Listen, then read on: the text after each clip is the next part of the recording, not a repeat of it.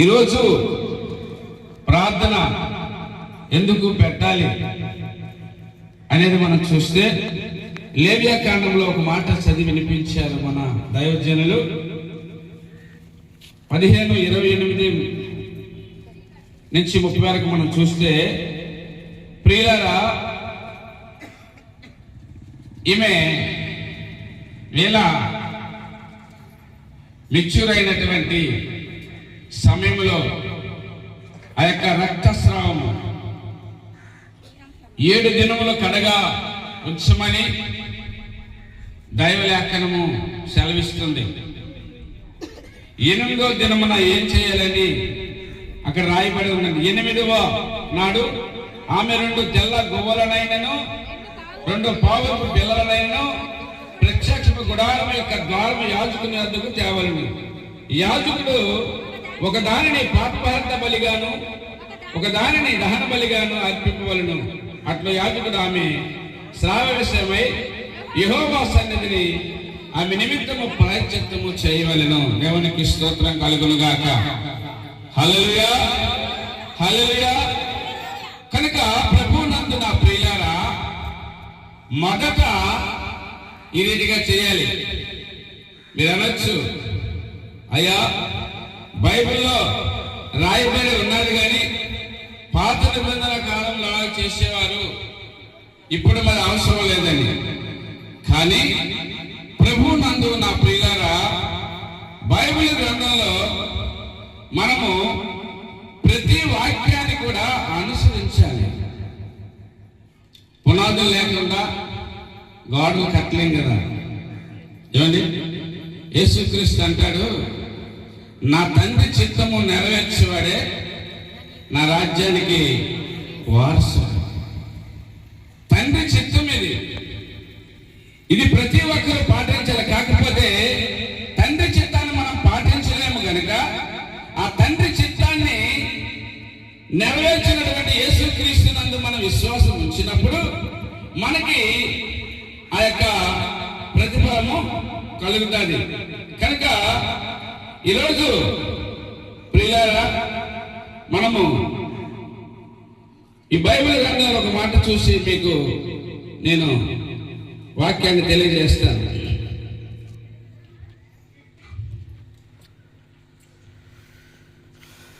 చూడండి, బైబిల్ గ్రంథంలో 1 కొరింథీ రాసినటువంటి పత్రిక ఒకసారి మనం తీస్తే 6:11 చదవండి. మీలో కొందరు అడ్డివారై ఉండేది, కానీ ప్రభువైన యేసుక్రీస్తు నామమున మన దేవుని ఆత్మయందును మీరు కడగబడి పరిశుద్ధపడిన వారై నీతిమంతులుగా తీర్చబడితే దేవునికి స్తోత్రం కలుగును గాక. ఎవరి చేత మనం కడగబడాలి? ఎవరి చేత కడగబడాలండి? ఇక్కడ రాయబడని చూడండి. మీలో కొందరు అడ్డివారై ఉండేది, కానీ ప్రభువైన యేసుక్రీస్తు నామమున మన దేవుని చిత్తమయందు మీరు కడగబడి పరిశుద్ధ పరచబడిన వారే నీతిమంతులుగా తీర్చబడని. అర్థమైందా? ఎవరి వల్ల పరిశుద్ధపరచబడతారంటే యేసుక్రీస్తు నామములో, యేసుక్రీస్తు రక్తం వలన మనము కడగబడతాం. రోమీయులకు రాసిన పత్రిక కూడా అదన్నారు.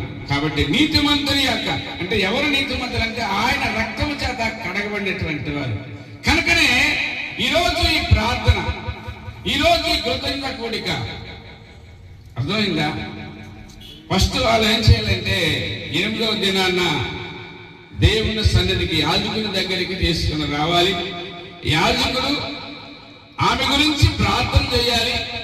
ప్రార్థన చేసి దేవుని సన్నిధిలో ఆమెకి పరిశుద్ధత, దేవుని దగ్గర నుంచి ఆ పరిశుద్ధత తీసుకొని వస్తాడు. ఇప్పుడు విశ్వాసులు అందరూ ఎలాగా అయిపోయారంటే, దైవజనుడు అంటే ప్రియులారా, మీరు ఒకసారి జ్ఞాపకం చేసుకోనండి. ఎందుకంటున్నానంటే, మీరు తిట్టినా పర్లేదు కానీ మీరు బాగుపడ్డా నాకు కావాలి.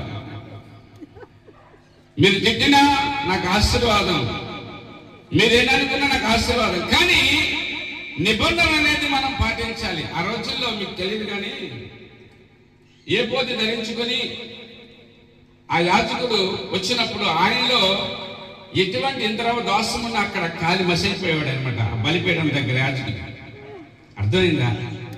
అంత పరిశుద్ధత కలిగి ఆ రోజుల్లో ఉండేవారు. ఎంత ధైర్యమైనా ఏమైనా దోష కనబడితే ఏమయ్యేవారు ధైర్యాలు ఆ బలిపీఠం దగ్గర భస్మైపోయింది. అయితే ప్రియులారా, మీకు నేను తెలియజేసేది ఏంటంటే, దైవజనుడు ఎందుకంటే దేవునికి సంఘానికి మధ్యవర్తి. అర్థమైందా? ప్రతి విషయం కూడా చాలా జాగ్రత్తగా ఎప్పుడు నేను చెప్తున్నాను, మన సుబుద్ధిని ఆధారం చేసుకునేది కూడా మనం చేయకూడదు. మేమున్నాం కదా, మేము ఏదైనా చేసుకోగలమంటే ఏమండి అలా అవుతుందా? సీఎం పని మనం చేయగలమా? సీఎంఏ పిఎంఏ ఎవరికి వచ్చినటువంటి అర్హత వారికి ఉంటుంది, అంతే కదా. కనుక ప్రతి విషయంలో నేను తెలియజేసేది ఏంటంటే, ఇక్కడ ఎవరిని తీసుకుని రమ్మని దేవుని వాక్యం సెలవించింది, యాజకుల వద్దకు తీసుకొని రావాలి, అది నిబంధన. కనుక ప్రభువు నందున ప్రియులారా, ఈరోజు ఇక్కడికి ఏర్పడ్డ దేవుడు వీళ్ళ ఈ ప్రార్థన ద్వారా ఆశీర్వాదం అయిపోయి రాబోతుంది. అయితే ప్రియులారా, అక్కడ చూస్తే తెల్ల గోలు 2 తీసుకురమాట. ఇంకా ఏం చెప్పాడు? పావులకు 2 పావురాలు. కాకపోతే వాటికి బదులుగా యేసుక్రీస్తు ఆయన మన కొరకు బలిగా అర్పించబడ్డాడు. హల్లెలూయా! ఆయన పాప పరిహార బలిగా ఈ లోకానికి వచ్చాడు. అదే క్రిస్మస్. హల్లెలూయా! అదే క్రిస్మస్. ఆయన ఈ లోకానికి వచ్చిందే మన పాపము తీయడానికి, మన రోగము తీయడానికి, మన దోషములను తీయడానికి ఈ లోకానికి యేసుక్రీస్తు వచ్చాడు. పాప పరిహార బలిగా ఈ లోకంలోనికి ఆయన యేసుక్రీస్తుగా వచ్చి మన పాపాన్నంతని కూడా తీసివేసి మన పరిశుద్ధులుగా చేయడానికి యేసుక్రీస్తు ఈ లోకానికి వచ్చాడు. కనుక ప్రభువునందున ప్రియులారా, ఆమె 7 దినములు కడగా ఉన్న తర్వాత దేవుని నామములో యేసు నామములో దైవజనులు ప్రార్థన చేసిన తర్వాత ఆమె పరిశుద్ధులోనికి వస్తాడని దేవుని యొక్క లేఖనం చదివిస్తుంది. అయితే ప్రియులారా, ఇది ఎవరి వల్ల జరగదు కానీ ఆయన పట్ల దేవుని యొక్క దయ ఉండాలి. ఎస్తేరు గ్రంథాన్ని మనం చూస్తే ప్రియులారా, 2వ అధ్యాయం 9వ వచనం చూడండి ఒక్కసారి. ఆ చిన్నది అతని దృష్టికి ఇంపైనది కనుక ఆమె అతని వలన దయ పొందెను. దేవునికి స్తోత్రం. హల్లెలూయా! ఎవరి వల్ల? దేవుని వలన దయ. దేవుని దయ ఉంటేనే ఎలాంటి కార్యక్రమాలు జరుగుతాయి, ఎలాంటి కార్యాలు జరుగుతాయి. దేవుని దయ లేకపోతే మనుషుల దయ పనికిరాదు. ఆ చిన్నది నీల. ఈ నీల ఎవరి యొక్క దయ పొందుకున్నది? దేవుని యొక్క దయ పొందుకున్నది. ఆయన దృష్టికి ఇంపైనదిగా ఉండాలి. మనం కూడా దేవుని దృష్టికి ఇంపుగా ఉంటేనే దేవుని ఆశీర్వాదం వస్తుంది. ఎస్తేరు ఆమెకి తల్లి తండ్రి ఎవరు చనిపోయారు, చిన్నతనంలోనే చనిపోయారు. ఆమె ఎక్కడ పెరిగింది? పినతండ్రి దగ్గర పెరిగింది. ఆ పినతండ్రి దగ్గర పెరిగినప్పుడు ఆమె మంచి భక్తి నేర్చుకుంది, దేవుని భయభక్తులు నేర్చుకుంది. ఈరోజు కూడా శారమ్మ యోధాలు ఆమె తల్లి గారు చనిపోయినప్పుడు ఆమెని వారింటికి తీసుకొచ్చారు. వీరు దేవుని చేత రక్షించబడి దేవుని అంత భయభక్తులు కలిగినటువంటి ఆ కుటుంబంలోనికి ఆ కుమార్తె ఎప్పుడైతే తీసుకొచ్చారో వారితో పాటు కూడా దేవుని సన్నిధికి రావడానికి ఆమె ఒప్పుకొని దేవుని సన్నిధికి వచ్చింది. దేవుని సన్నిధికి వస్తూ అనేకమైనటువంటి కష్టాలు అనుభవిస్తూ ఆమె చూసి అందరూ కూడా ఈమె ఎలా ఉందేనే అనేటువంటి పరిస్థితి. నేను ఇందాకే చెప్పాను, దేవుని ఎద్దకు వచ్చినప్పుడు దేవుని ఆశ్రయించే వారికి ఏమీలు కొదవ ఉండదు. సింహం పిల్లలు లేవగల ఆకలిగానేమో కానీ నన్ను ఆశ్రయించే వారికి ఏమీలు కొదవ ఉండదు. హల్లెలూయా. దేవుని ఆశ్రయించింది కనుక ఆ కుమార్తెని దేవుడు చూశాడు, తనకి ఇంపుగా కనిపించింది. తన పైన దేవుని దయ చూపించి ఆయన ఏం చేశాడట, బాల్య దశలో నుంచి యవన దశలోకి నడిపించాడు. హల్లెలూయా. ఇది మనుషుల వల్ల జరిగేది కాదు, కానీ ఇది దేవుని దయ వల్ల జరిగినటువంటి కార్యక్రమం కనుక ఎస్తేరు అలాగే తల్లి లేనప్పుడు తండ్రి లేనప్పుడు పినతండ్రి ఉంటూ దేవుని యందు భయభక్తులు కలిగి దేవుని విడిచిపెట్టగా ఆమె ఆ యొక్క రాజు యొక్క దయ పొందుకున్నది. ఆ రాజే ఎవరండి? యేసుక్రీస్తు. హల్లెలూయా. అది ఎప్పుడైతే దయ పొందుకున్నదో ఆమె యొక్క ఒబీడియన్స్ అన్నారు ఇందాక పాస్టర్ గారు, అంటే ఆమె యొక్క క్రమశిక్షణ, ఆమె యొక్క ప్రవర్తన ఎలా ఉందంటే భక్తి దేవునికి ఇంపుగా కనిపించింది. ఇందాకే మనం తిమోతిలో రాసు మాట చదివాం 4:12 కదండి. ప్రవర్తన అక్షరం చదివి వినిపించండి, ఆమెకి చదివి వినిపించండి.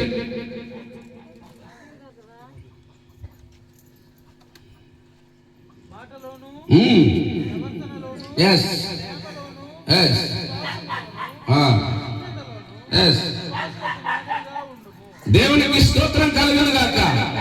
మా వేద వింటున్నావా? బైబిల్ ఉందా? తెలిసావు కదా? ఏమని రాయబడి ఉన్నది?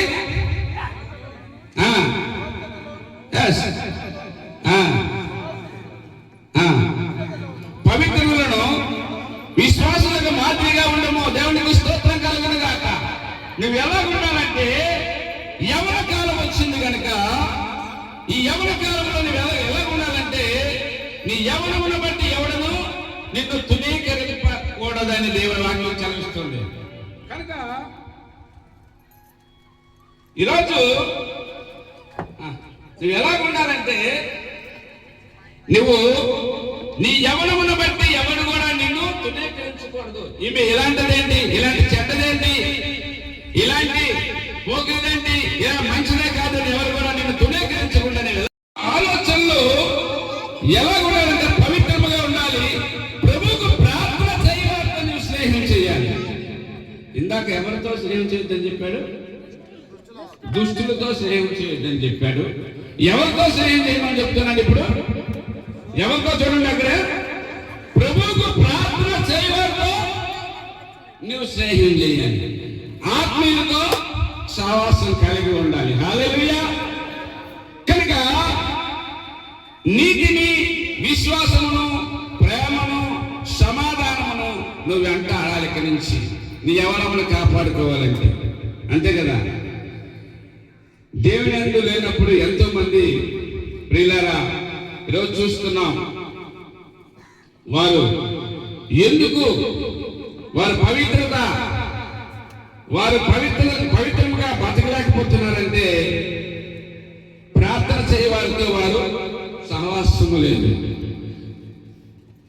వారు ప్రార్థన చేయవారితో సహవాసం లేదు, వారిలో నీతి లేదు, అలాగే విశ్వాసం లేదు, వారిలో ప్రేమ లేదు, వారిలో సమాధానం లేదు.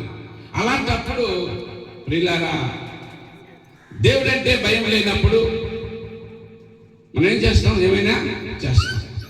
కానీ ఇక్కడ నువ్వు యవన కాలంలోకి వచ్చావు కనుక నీ యవనమును కాపాడుకోవాలంటే నువ్వు ప్రార్థన చెయ్యాలి. ఏం చేసిందంటే ఎస్తేరు యూదుల కనుక ఏం చేసిందమ్మా? ఇలా ఆమె 3 దినములు యూదులని మరణం నుంచి తప్పించడానికి ప్రార్థన చేసింది. ప్రార్థన చేసి యూదుల్ని రక్షించుకున్నది. హల్లెలూయా. ఈరోజు నీవు కూడా ప్రార్థన కలిగి ఉండాలని దేవుని యొక్క వాక్యం శ్రమిస్తుంది. మొదటిది ఏం చెప్పింది? వాక్యముని నువ్వు ధ్యానించాలి. వాక్యాన్ని ధ్యానించినప్పుడు నువ్వు ఎలాగుంటావట? నీటి వారన నాటబడిన ఆకువాడక పచ్చన మొక్క వలె ఉంటావు. నువ్వు తగిన కాలం ముందు ఫలమిచ్చే చెట్టు వలె ఉంటావని దేవుడు నీతో మాట్లాడుతున్నాడు. రెండవదిగా ప్రార్థన. ప్రార్థన నువ్వు కలిగి ఉంటే పవిత్రత నీలో ఉంటుంది. నీవు దేవునిలో అభివృద్ధి చెంది దేవుడు నిన్ను ఆశీర్వదిస్తాడని దేవుని వాక్యం చదివిస్తుంది. ఈ యవన కాలంలో నువ్వు యవనేచ్చరని నువ్వు దూరంగా ఉండాలని దేవుని వాక్యం చదివిస్తుంది. కనుక ఈరోజు నీకు వృద్ధిలోనికి తెచ్చిన దేవుణ్ణి మరి కృతజ్ఞత కలిగి, ఈరోజు కృతజ్ఞత లేనటువంటి వారు జీవితంలో ఎంతో మంది ఉన్నారు. కృతజ్ఞత దేవుడు చేసిన మేలుని మర్చిపోయి దేవుని యందు కృతజ్ఞత లేని వారిగా ఉన్నారు. ప్రియులారా, అలాంటి వారు దేవుని రాజ్యానికి వారసులు కాలేదు. కనుక దేవుడు మన పట్ల చేసినటువంటి ఈ మేలును బట్టి, ఈ కృతజ్ఞతను బట్టి దేవుని యందు భయభక్తులు కలిగి నీ యవనచ్చ నుంచి నువ్వు బయటికి వెళ్ళి నువ్వు ఎలా ఉండాలంటే పవిత్ర హృదయాలపై విశ్వాసములోను, ప్రేమలోను, పవిత్రతలోను విశ్వాసాలకు మాదిరిగా జీవించాలని కోరుకుంటూ దేవుడు అట్టి కృప నీకు అనుగ్రహించిన గాక. దేవునికే మహిమ, ఘనత, ప్రభావం కలుగును గాక. ఈ యొక్క అవకాశం ఇచ్చినటువంటి దైవజనులకు మరొకసారి తెలియజేసుకుంటూ సెలవు తీసుకుంటాం.